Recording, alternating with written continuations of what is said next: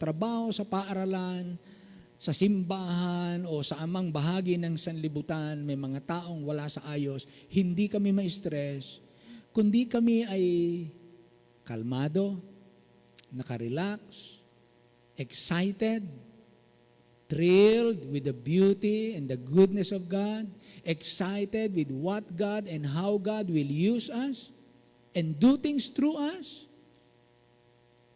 Kami excited. Sumayo po ang kaluwalhatian. Dalangin namin ang lahat ng ito sa pangalan lamang ng aming Panginoong Jesus. As head bowed and eyes closed, tayo po ay magkaroon ng kanya-kanyang sariling pagtingin sa ating pagkatao. Am I learning like a child? Am I trusting God, my Father, like a child? Do I have that kind of humility? Am I humble enough so that my Father will exalt me in due time? Tulungan niyo po kami, Panginoon, na inyong mga anak sa mundong ito. Maraming salamat po sapagkat marami na po ang inyong mga anak na natutunan nilang lumakad sa katuwiran, sa katotohanan, sa pag-ibig, sa pananampalataya, sa pag-asa, sa kabanalan, sa kagalakan, mula sa Espiritu ng Diyos. Marami na po ang natuto at lumago. Ang marami po, ang ilan, lumalago pa, they're on the way, they're in the making. Salamat po ng marami. Nakita namin ang mga bata na maliliit. Sila ang mga susunod na ititrain ng mga teachers, ng mga parents, para susunod na henerasyon ng mga maglilingkod po sa inyo. Lord, teach us to be like children. Patuloy niyo kaming matuto sa kanila. Bless niyo po ang bawat isa, Lord. Sa aming pagkatao, we need to learn these characteristics in life. Kung meron po mga broken things, broken parts,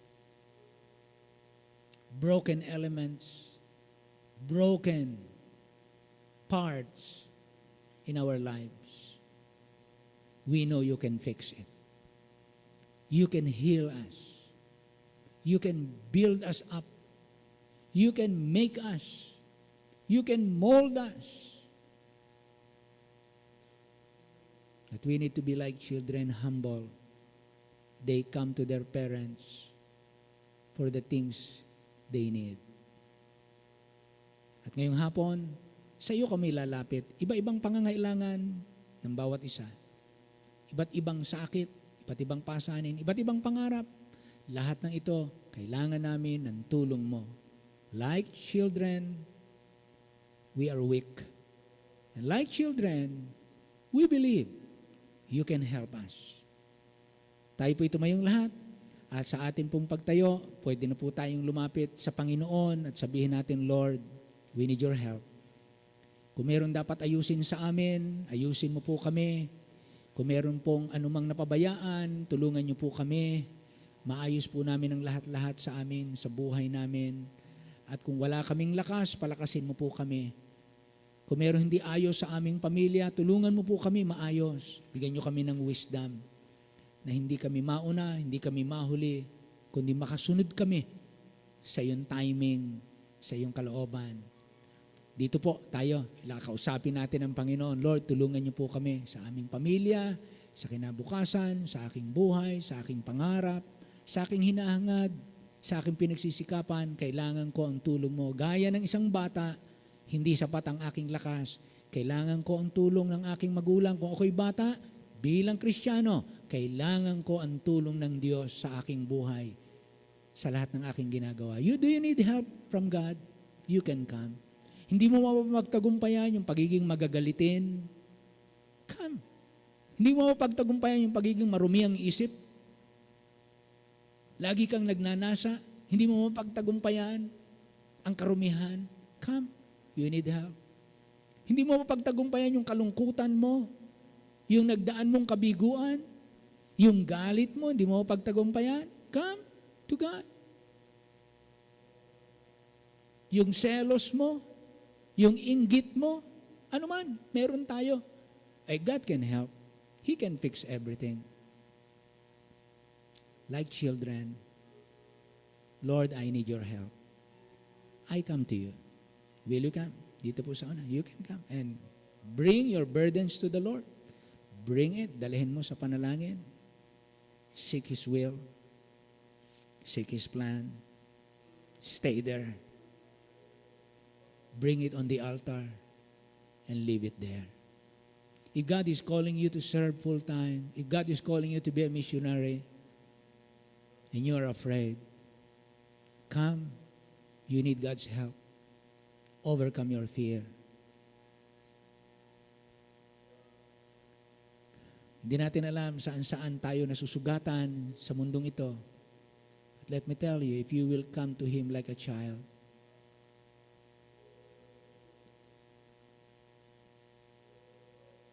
He will not reject you. He will embrace you. Kapag lumapit ang anak sa magulang,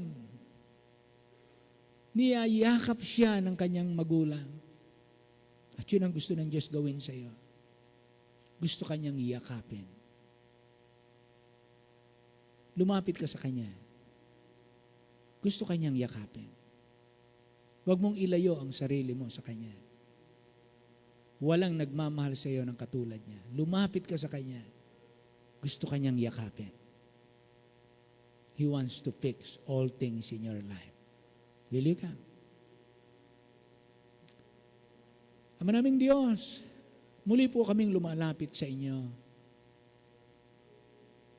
Sawa na kaming madinig ang maraming karunungan ng tao.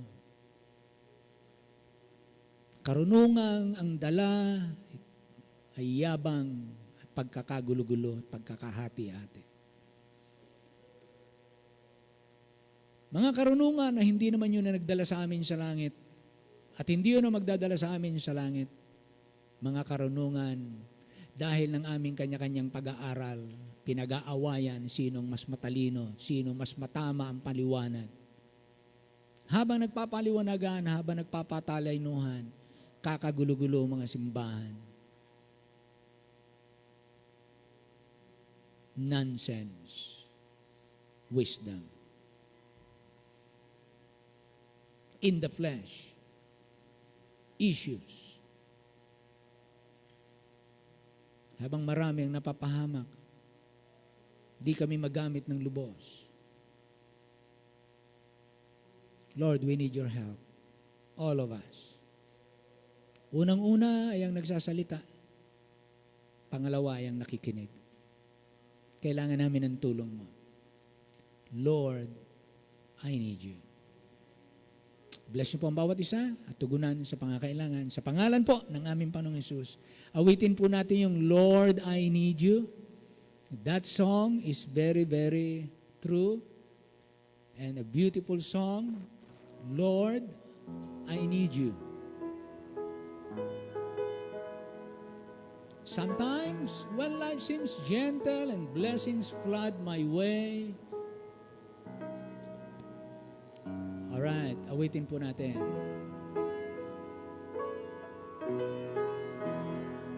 Sometimes when life seems gentle and blessings flood my way, I turn my gaze away from you and soon forget to pray.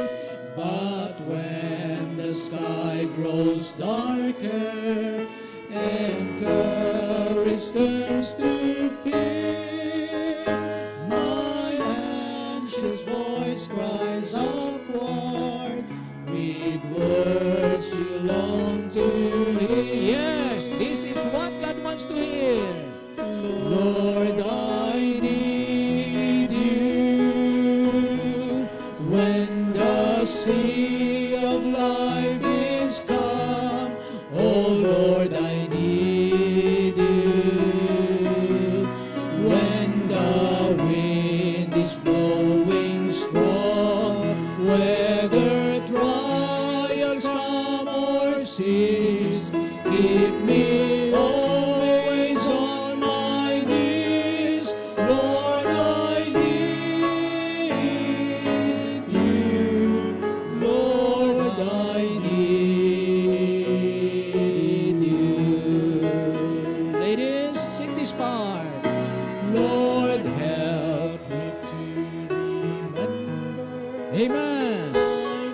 Yes, remember, we are weak. Man, let's sing this part. I cannot sing apart from you, for Lord, you are my song. Although I'm prone to wonder and boast in all I do, Lord, keep my eyes turned upward, so I depend All on together now, Lord, I need you. Lord, I need you. Where the sea of life is calm, oh Lord, I need you. When the wind is blowing strong, whether trials come or cease, keep me always on my knees. Lord, I need you. Lord, I need you. Amen. Amen. You always utter those words when you're alone, when you're traveling. Lord, I need you, Lord. I need you, Lord. I need you. Amen. Magtitipon po tayo ng ating mga kaloob. Amen. Lingin natin, Brother Ginto, will you please come?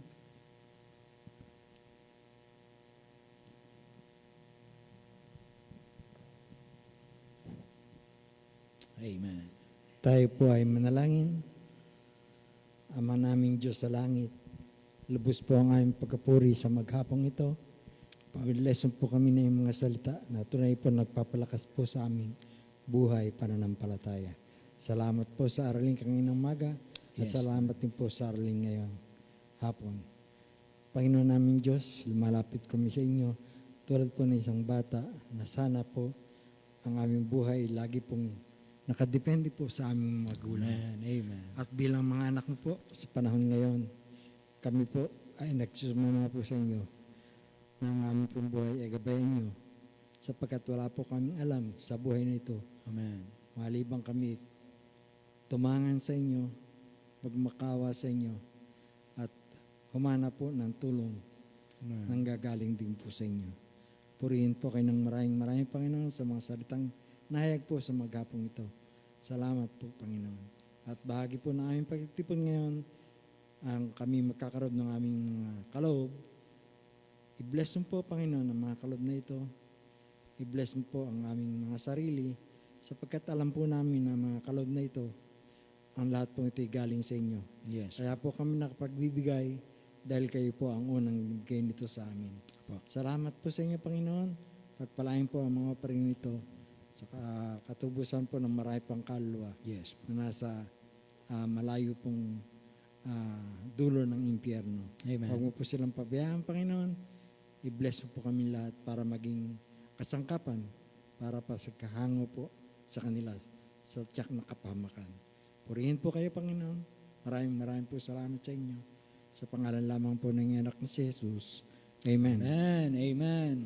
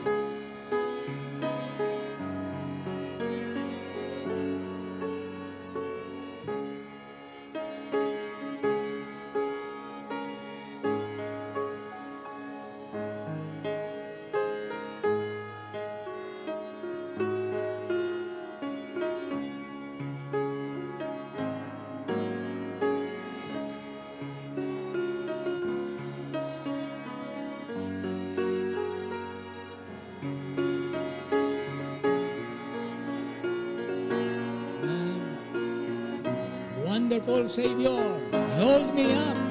He holdeth me up, and I shall not be moved. He giveth me strength as my day.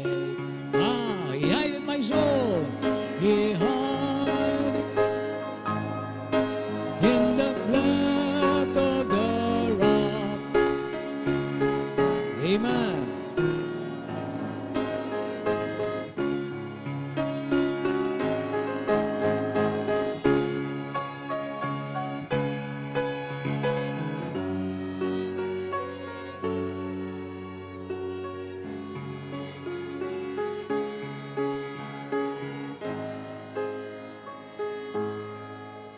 And was me there with his hand. Amen. Amen. Reminder ko lamang po, this coming Wednesday, Brother Noel, supposed to be, ikaw magpipreach. Pwede iurong natin, i-move natin ng next Wednesday, sa magiging 31 ka. Kasi sa Wednesday, si Pastor Derek De Rosas from US ay pupunta rito sa atin. Isa natin yung sa katuwang natin, so bigyan natin siya ng actually, matagal na siyang nakaset pala sa akin. Hindi ko nakita kasi nung mag-usap tayo. Excited ako, madinig ko ulit si Brother Noel. Sa, natin, kapatid, 31. Tapos sa susunod, sa 7, February 7, si Brother, Mark, Brother John Mark, magmumove tayong dalawa, Ganun, so, pagpaunahan niyo si Pastor at ganun talagang isipan natin. Alright. So, okay. So, salamat po sa Panginoon at naidaos natin ang ating Baby Sunday first natin, at tutuloy yan. Nakita ni Pastor Mutia, sabi niya, ganda nung ginagawa niyong ganyan, gagayahin namin sa amin. Sabi ko, yes. O, sige. O, di naging blessing tayo.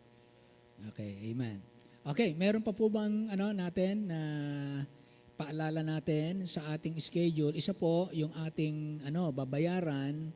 I think 27, Brother Steve, tama ba yun? 27, supposed to be, dapat tayo magbayad. Kung hindi ako nagkakamali ngayon ding January. 26. May mga nagpadala na ng kanilang giving, but we are far pa rin sa ating, May sasabihin ka, Brother Steve? Yes, okay. Natin kay Brother Steve.